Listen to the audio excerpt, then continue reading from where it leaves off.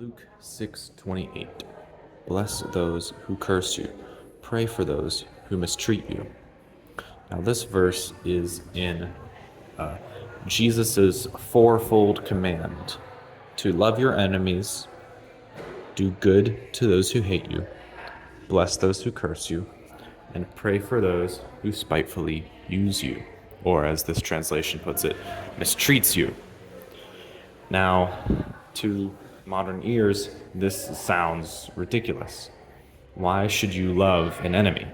Why should you do good to somebody who hates you? Why should you bless somebody who's cursed you? And why should you pray for somebody who actively mistreats you?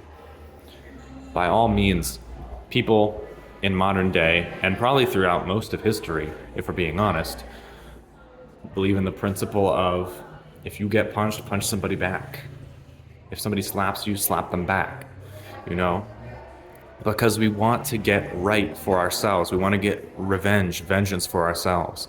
In a lot of video games, there's this concept of revenge, where if somebody kills you, you want to get back at them, or the game will taunt you for it, or the game will reward you for getting back at them for what they did to you. But Jesus teaches a different principle, because many times if we fight back, if we slap back when somebody slaps us, and if we punch back when somebody punches us, it's only going to be perpetuating the problem. It's only going to be making the hatred between us, between the two people, stronger. It's only going to make the feud, it's only going to feed the flame of the feud. It's only going to make it more difficult for peace to ever be achieved. And more than likely, the situation is not going to end in a good way. It's very likely that the situation is just going to end with somebody dying, somebody getting permanently injured to the point where they couldn't even retaliate if they wanted to. And of course, having hatred in our hearts goes against everything God asks us to do. He asks us to love our neighbor as ourselves. And yes, our enemies are also included in that. So if we choose to fight back and perpetuate the hate, if we choose to continue in strife and in fighting, we're just making the problem worse, and we're avoiding what God has told us to do, which is to love. Now, this doesn't mean if somebody's threatening your life, you shouldn't, defend yourself. It doesn't mean if somebody's going after someone you love, you sit there and let them take it. You should care for those that you love. You should stand up for them. And you should obviously try not to die, but you need to be reasonable about the way you do it. And you especially need to be reasonable about how you respond when other people act wrong against you.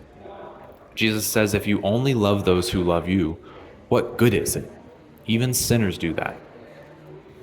Even some of the worst in the world love those who love them.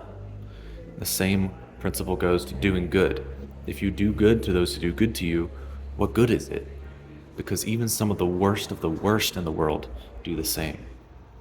Jesus is saying, God is expecting you to do more than those people.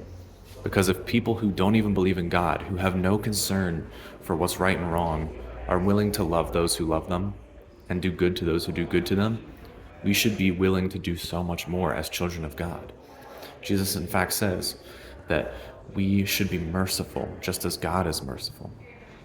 And that if we choose to love our enemies, bless those who curse us, do good to those who hate us, pray for those who mistreat us, we are acting like how God acts, because He sends the sun on the good and on the bad. He sends rain for the wicked and for the just. So again, this isn't saying if somebody's trying to kill you, you should just let them do it. It doesn't mean if somebody's insulting somebody you love, you should just sit there and let them take it. There are circumstances where there's going to be times where you need to stand up, you need to do something. Sometimes you'll need to champion for justice, and sometimes you need to prevent evil from happening. But if it's about you and just you, then sometimes you need to make the choice to not fight back and instead choose peace, choose love, because sometimes that can solve the problem right away.